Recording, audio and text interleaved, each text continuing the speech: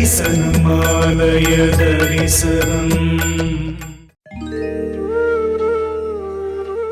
அருள்மிகு அகஸ்தீஸ்வரர் திருக்கோயில், நோம்பல், திருவேற்காடு.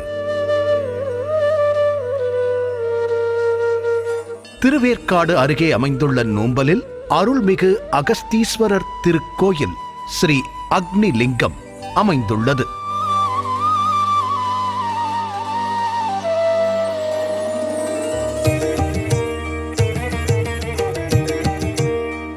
இது செவ்வாய் தோஷம், குழந்தை பேறு மற்றும் திருமண தடை நீக்கும் பரிகார தலமாக போற்றப்படுகிறது.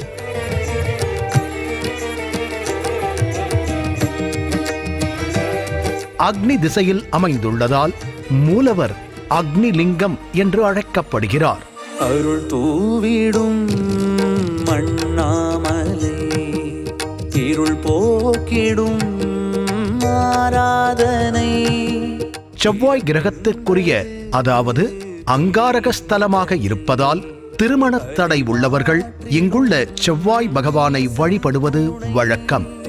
இமை போதும் நெஞ்சத்தில் நீங்காமலே நிலைக்கின்ற மெய்யான அருள் சோதியே, உமையோடு கலந்தாடி சிவமாகி. சூரியன், சந்திரன் மற்றும் பைரவர் ஒரே சன்னதியில் காட்சியளிப்பது இத்தலத்தின் தனிச்சிறப்பாகும். அடியாரை அகலாமலே நற்றுணையாகி நலம் சேர்க்கும் திருமேனி.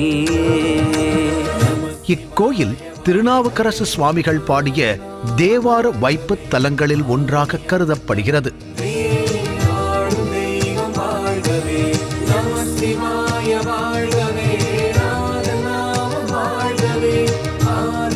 தொண்டை நாட்டில் அகஸ்திய முனிவரால் நிறுவப்பட்ட 108 சிவலிங்கங்களில் இதுவும் ஒன்று. எனவே சிவபெருமான் அகஸ்தீஸ்வரர் என அழைக்கப்படுகிறார். ஆராதனை.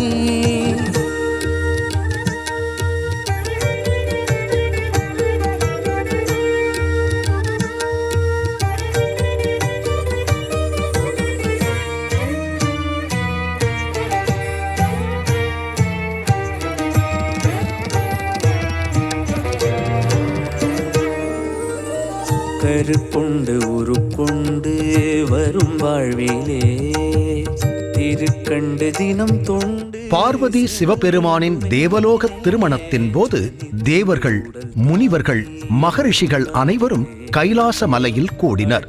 அதனால் வடக்கில் பூமி தாழ்ந்து தெற்கில் பூமி உயர்ந்தது. நினைக்கின்ற நொடி நெஞ்சில் உதிக்கின்றவன் இமை ரெண்டு கிடை. இதை கண்ட சிவபெருமான் பூமியை சமநிலைப்படுத்த தெற்கு நோக்கி செல்லுமாறு அகத்தியரிடம் கோரினார்.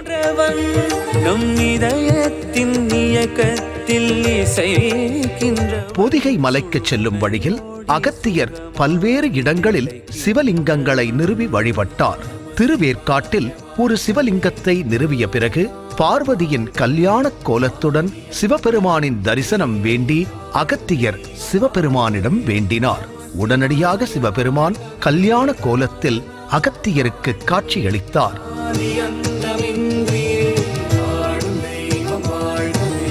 அருள் தூவிடும் மண்ணாமலை. ஒரு சாதாரண பக்தன் தன்னை காண விரும்பினால் சிவபெருமான் என்ன செய்வார் என்று பார்வதி கேட்டபோது சிவபெருமான் உடனடியாக திருவேற்காடு ஸ்ரீ வேதபுரீஸ்வரர் கோயிலை சுற்றியுள்ள 8 திசைகளிலும் சிவலிங்க வடிவில் தோன்றினார். நூம்பலில் உள்ள இந்த அகஸ்தீஸ்வரர் கோயில் அக்னி திசையில் அமைந்துள்ளது. எனவே இங்குள்ள சிவலிங்கம் அக்னி லிங்கம் என்று அழைக்கப்படுகிறது.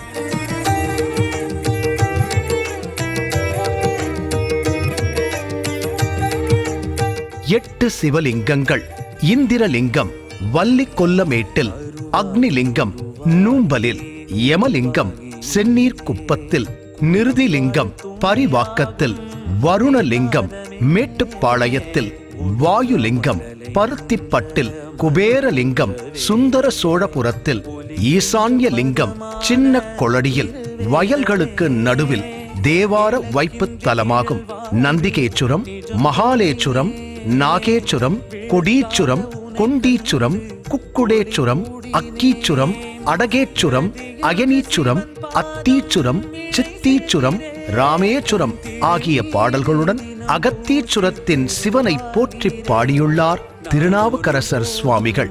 நாடகமாடிட நந்திகேச்சுரம், மாகாளேச்சுரம், நாகேச்சுரம், நாகளேச்சுரம், நன்கான, கோடீச்சுரம், கொண்டீச்சுரம், இண்டீச்சுரம், குக்குடேச்சுரம், கத்தீச்சுரம் கூறுங்கால், ஆடகேச்சுரம், கத்தீச்சுரமய நீச்சுர, மத்தீச்சுரம், சித்தீச்சுரம் மந்தன் காணல், ஈடு திரை இரமேச்சுரம் என்றேன் ஏத்தி இறைவனுரை சுரம் பலவும் இயம்புவோமே என்று திருநாவுக்கரசர் சுவாமிகள் இத்தலத்தையும் தலத்தில் எழுந்தருளியிருக்கின்ற இறைவனையும் போற்றி பாடியிருக்கின்றார்.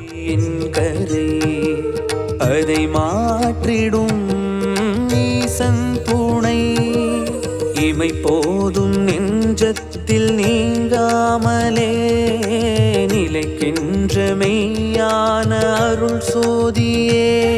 இந்த ஸ்தலமானது அகத்தீஸ்வரர் ஆனந்தவல்லி திருக்கோவில் நோம்பல். இந்த ஸ்தலமானது சுமார் 3000 ஆண்டுகளாக பழமை பெற்ற கோவில். அகத்திய மாமுனிவர் 18 சித்தருக்கெல்லாம் மூத்த சித்தரான அகத்திய மாமுனிவர் இந்த கோயிலை கட்டியிருக்கார். அகத்திய மாமுனிவர் கட்டின கோயிலாம் கஜபிஷ்டம். கஜபிஷ்டம் என்றால் யானை படுத்திருக்கிறது போல் இருக்கும். மொத்தம் இந்தியாவில் 228 கோயில் கட்டியிருக்கார். இது 8வது கோயிலாக இந்த கோயிலை கட்டியிருக்கார். சுமார் 3000 ஆண்டு பழமை வாய்ந்த கோவில். இந்த கோவிலானது ரொம்பவும் இல்லாமல் ரொம்ப சீரடைந்த நிலைமையில் இருந்தது. இந்த நோம்பலில் பக்தராச்சலம் என்பவர் தான் இந்த கோயிலை எடுத்து பராமரித்து சிவனுக்கு திருப்பணி செஞ்சு விநாயகர் பெருமான், முருகப்பெருமான், நவக்கிர சன்னதி எல்லாம் ஆலயம் அமைச்சு கும்பாபிஷேகம் பண்ணார். இப்போ அவரை தொடர்ந்து அவர் பையனான சுந்தரராஜன் என்பவர், நோம்பலை அவரோட பையனான பத்ராஜலம் பையன் சுந்தரராஜன் என்பவர் இந்த கோயிலை நிர்வாணம் பண்ணிட்டு இருக்கார். எந்த காரியங்கள், கல்யாண தடை, செவ்வாய் தோஷம், குழந்தை பேர், கடன் நிவர்த்தி போன்ற எல்லாம் இந்த கோயிலுக்கு பரிகாரம் செய்து கொண்டால் சிறப்பானது நடக்கும். இந்த கோயிலில் சிறப்பான முறையில் தோஷியங்கள் இதெல்லாம் சொல்கிறோம். மக்கள் பயன்பட்டு செல்லுமாறு கேட்டுக்கொள்கிறோம். திருச்சிற்றம்பலம். ஓம் நம சிவாயவே, ஓம் நம சிவாயவே, ஓம் நம சிவாயவே, ஓம் சிவ நம சிவாயவே. சூரியன் இந்த கோயிலில் சிவபெருமானை வழிபட்டதாக ஒரு வரலாறு உண்டு.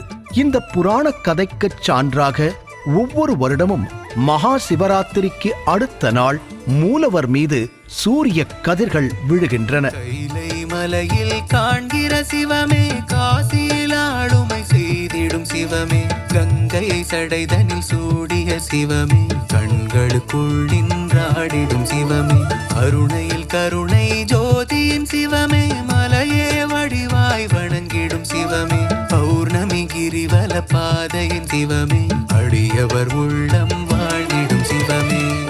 பிரதான சாலையிலிருந்து கோயிலுக்கு செல்லும் ஒரு குறுகிய பாதை உள்ளது. இது குலோத்துங்க சோழ மன்னரால் கட்டப்பட்டதாக நம்பப்படும் மிகவும் பழமையான கோயிலாகும். அகத்திய முனிவர் இவ்விடத்தின் மீது மிகுந்த பிரியம் கொண்டிருந்ததாகவும் இங்கு வழிபட்டதாகவும் கூறப்படுகிறது. ஆகிய சிவமே, ஒற்றுணை திருந்தடி திரு தரும் சிவமே, நற்றுணையாய் வரும் நாதனும் சிவமே, கூற்றாயினதனை விளக்கிடும் சிவமே, ஏற்றினை வாகனம். காஞ்சி மடத்தின் சங்கராச்சாரியர்களான மகா பெரியவர், ஜெயேந்திர சரஸ்வதி மற்றும் விஜயேந்திரர் ஆகியோரும் பல ஆண்டுகளுக்கு முன்பு ஸ்ரீ அகஸ்தீஸ்வரரை வழிபட இங்கு வந்திருந்தனர்.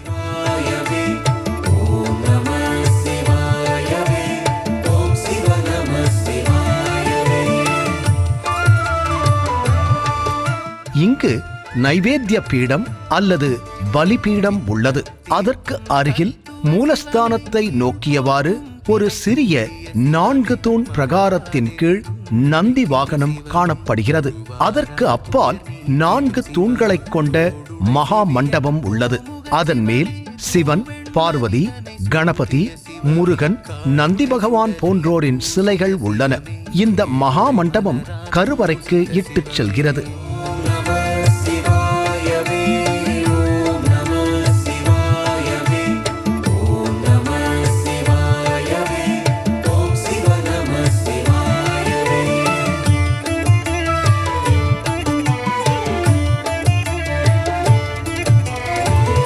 கல்லறுக்கும் சுந்தர சிவமே, தொல்லை வினைதனை தீர்க்கின்ற சிவமே, இமை பொழுதும் நெஞ்சில் நீங்கா சிவமே, ஆரா இன்பம் அருளும் சிவமே. கருவறையில் ஓடு பதிக்கப்பட்ட தரை உள்ளது. அங்கு 2 துவாரபாலகர்களின் சிலைகள் நின்ற கோலத்தில் காணப்படுகின்றன. சிறந்தடியார் சிந்தை ஊரிடும் சிவமே.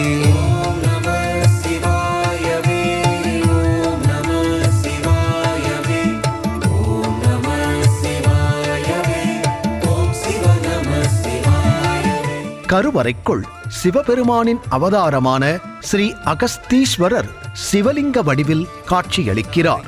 சிறந்த முழு முதற் சிவமே, மாசற்ற ஜோதி மலர்ச்சுடர் சிவமே, தேசனை தேனாரமுதே சிவமே, தீர்த்தமையாட்கொள்ளும் அழகே சிவமே, அன்பர்க்கு யாவையுமாகிய சிவமே, ஆதியும்.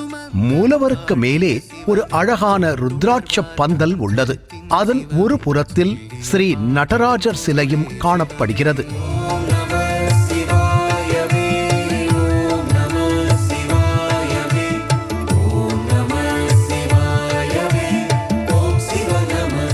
ஸ்ரீ அகஸ்தீஸ்வரரின் துணைவியார் பார்வதி தேவி இங்கு ஸ்ரீ ஆனந்தவல்லி அம்பாள் என்று அழைக்கப்படுகிறார். அவரது சன்னதியில் தெற்கு நோக்கி காட்சியளிக்கிறார். ஆளுமை செய்திடும் சிவமே, கங்கையை சடைதனில் சூடிய சிவமே, கண்களுக்குள் நின்றாடிடும் சிவமே, அருணையில் கருணை ஜோதியின் சிவமே, மலையே வடிவாய் வணங்கிடும் சிவமே, பௌர்ணமி கிரிவல பாதையின் சிவமே, அடியவர் உள்ளம் வாழ்ந்திடும் சிவமே.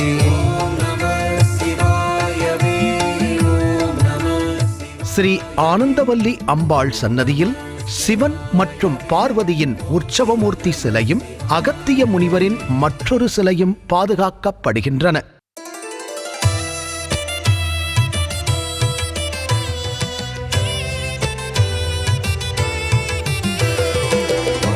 இக்கோயிலின் பின்புறம் கஜபிருஷ்டத்தை ஒத்திருப்பதால் இது தனித்துவமானது. அதுபோலவே கோயிலின் விமானமும் கஜபிருஷ்டத்தை போலவே உள்ளது. கோஷ்டத்தை சுற்றி ஸ்ரீ விநாயகர், ஸ்ரீ தட்சிணாமூர்த்தி, ஸ்ரீ மகாவிஷ்ணு, ஸ்ரீ பிரம்மா, ஸ்ரீ துர்க்கை மற்றும் ஸ்ரீ சண்டிகேஸ்வரர் ஆகிய தெய்வங்களின் சிலைகள் வைக்கப்பட்டுள்ளன. நாகரலிங்கம், கங்காதரலிங்கம், சர்வேஸ்வரலிங்கம், அருள்பூரணலிங்கம், கருவூரியலிங்கம், கனலாடிடும் லிங்கம், திருவாகிய லிங்கம், திருமூர்த்தியின் லிங்கம், மலை வாழ்கிற சுயலிங்கம், மனம் வேண்டிடும் தனலிங்கம், அகமாடிடும் சுகலிங்கம், அமுதாகிய சுவைலிங்கம். மகா மண்டபத்தின் வலப்புறத்தில் கருங்கல்லால் செதுக்கப்பட்ட ஸ்ரீ கால பைரவருக்கான ஒரு பிரதி சன்னதி உள்ளது. உயிர் தாங்கும் உயிரே சிவலிங்கேஸ்வரனே.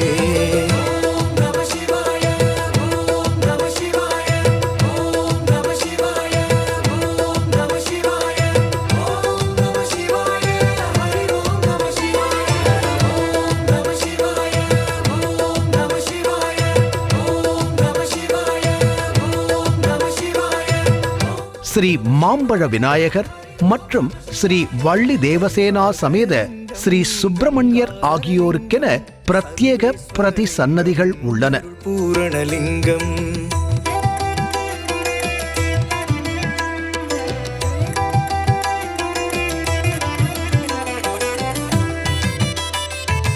இருவருக்கும் இடையில் ஓடு வேயப்பட்ட துளசி மண்டபம் ஒன்று உள்ளது. முருகன் சன்னதிக்கு அப்பால் ஒரு உயர்ந்த பீடம் உள்ளது. அதன் மீது ஒரு சிவலிங்கம் நிறுவப்பட்டுள்ளது. தேவாதி தேவலிங்கம், சூரிய வீரியலிங்கம், சந்திர சாந்தலிங்கம், தாண்டவ தானியலிங்கம், மேலான ஞானலிங்கம், மாணிக்க மோனலிங்கம், மாறாத மதனலிங்கம், மரகத காந்தலிங்கம், லீலாலிங்கம்.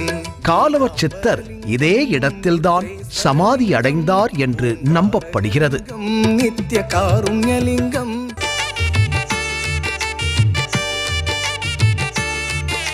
மற்ற கோயில்களைப் போலல்லாமல் இக்கோயிலில் உள்ள நவக்கிரக பிரகாரம் மிகவும் பெரியதாக கட்டப்பட்டுள்ளது.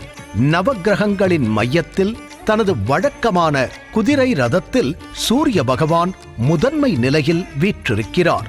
அவருக்கு இருபுறமும் அவரது இரு துணைவியர்களான உஷா மற்றும் சாயாதேவி உள்ளனர். அவர்களை சுற்றியுள்ள நவக்கிரகங்கள் அவற்றின் துணைவியர்களுடன் சித்தரிக்கப்பட்டுள்ளன.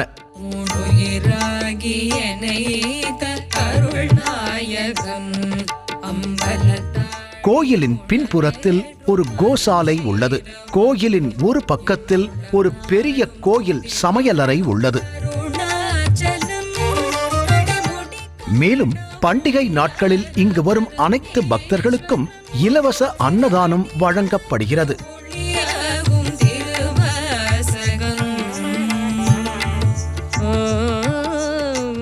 அதற்கு அருகில் ஒரு தற்காலிக குடில் உள்ளது. இந்த குடிலில் ஒரு தற்காலிக மேடை அமைக்கப்பட்டுள்ளது. இங்கு தெய்வீக நிகழ்வுகளையும் திருமணங்களையும் எளிதாக நடத்தலாம். இக்கோயில் மிகவும் பிரபலமடைந்து வருகிறது. திருவேற்காடு மற்றும் அதை சுற்றியுள்ள கோயில்களுக்கு செல்லும் பக்தர்கள் இது ஒரு அக்னிலிங்க கோயிலாக போற்றப்படுவதால் இக்கோயிலுக்கும் தவறாமல் வருகை தருகின்றனர். இக்கோயில் அஷ்டலிங்க கோயில்களில் ஒன்றாகும். திருமணம் நடக்க வேண்டும் என்றும் குழந்தை பாக்கியம் வேண்டும் என்றும் தீவிரமாக பிரார்த்தனை செய்து இங்கு வரும் பல பக்தர்களின் விருப்பங்கள் மிக விரைவில் நிறைவேறுகின்றன.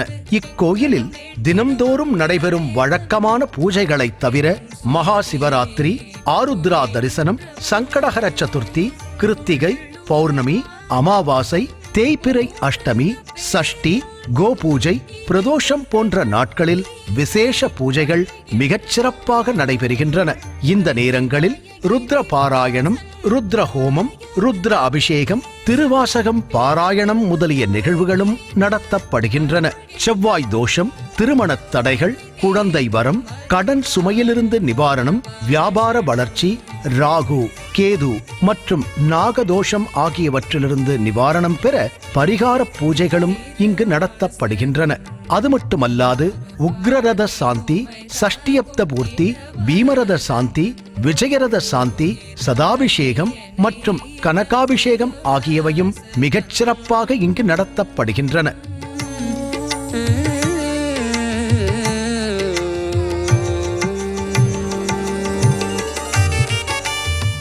இவ்வளவு சிறப்புகளும் விசேஷங்களும் நிறைந்த இந்த திருக்கோயிலில் இன்று இங்கு நடைபெற்ற சனி பிரதோஷ வழிபாட்டினை நாம் கண்டு தரிசனம் செய்ய இருக்கிறோம்.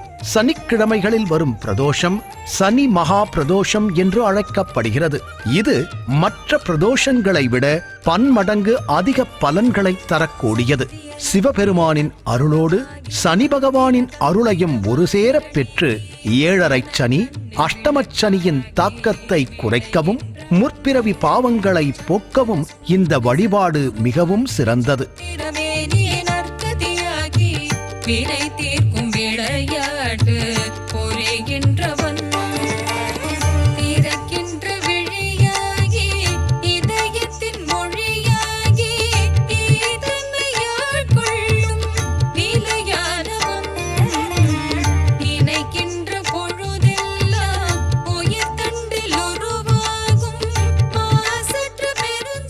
சிவபெருமானை சனிக்கிழமை பிரதோஷ காலத்தில் வழிபடுவதால் ஜாதகத்தில் உள்ள சனிதோஷம் மற்றும் கிரகங்களின் பாதகமான தாக்கங்கள் விலகுகின்றன.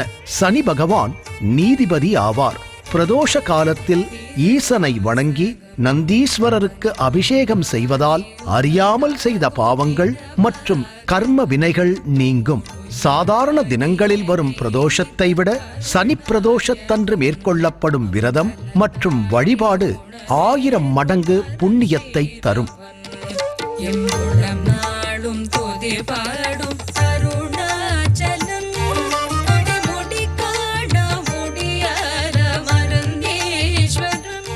வாழ்வில் ஏற்படும் கடன் தொல்லை, வறுமை மற்றும் நீண்ட நாள் தடைகள் நீங்கி நிலையான செல்வம், ஆயுள், ஆரோக்கியம் மற்றும் மன அமைதி கிடைக்கும்.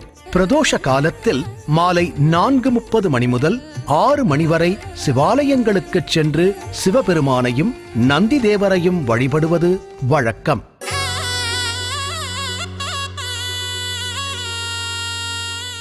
சனி பிரதோஷத்தன்று நந்தீஸ்வரருக்கு அருகம்புல், வில்வம் மற்றும் நல்லெண்ணெய் சமர்ப்பித்து வணங்குவது மிகவும் விசேஷமானது. சனிக்கிழமை பிரதோஷ காலங்களில் ஈசனை தரிசிப்பதால் சகல பாவங்களும் விலகி புண்ணியம் சேரும், சகல சௌபாக்கியங்களும் உண்டாகும், இந்திரனுக்கு சமமான புகழும் செல்வாக்கும் கிடைக்கும்.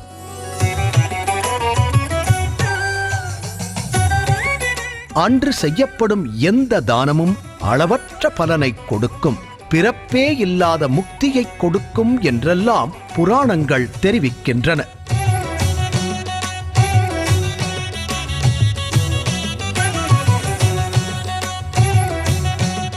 சனிப்பிரதோஷ நாளில் எல்லா தேவர்களும் ஈசனின் நாட்டியத்தை காண ஆலயம் வருவார்கள் என்பது நம்பிக்கை. எனவே ஆலயத்தில் உள்ள மற்ற சந்நிதிகள் திரையிடப்பட்டு இருக்கும். பிரதோஷ நாளில் மற்ற ஆலயங்களுக்கு செல்லக்கூடாது என்பதும் ஒரு ஐதீகம். ஒரு மந்திரம் உள் நின்று உயிர்க்கின்ற திருமந்திரம். நந்தியம்பெருமானின் கொம்புகளுக்கிடையே சிவன் ஆடும் நேரமே பிரதோஷம் என்பதால் அன்று நந்தியின் கொம்புகளுக்கிடையே சிவனை தரிசிப்பது சிறப்பு தரும். பிரதோஷ நாளில் நமசிவாய மந்திரம் ஜபிப்பதால் நமது முன்னோர்கள் 7 தலைமுறையினர் செய்த பஞ்சமா பாதகங்கள் யாவும் அழிந்துவிடும் எனப்படுகிறது. எத்தனை பெரிய துன்பமாக இருந்தாலும் பிரதோஷ காலத்தில் விரதமிருந்து காராம் பசுவின் கறந்த பாலை கொண்டு சிவனையும் நந்தி பகவானையும் அபிஷேகம் செய்து வில்வ இலை, சங்குப்பூ வைத்து வழிபட்டால் பூர்வ ஜென்ம கர்ம வினைகளும் நாம் செய்த பாவங்களும் நீங்கி சிறப்பான பலன் கிடைக்கும்.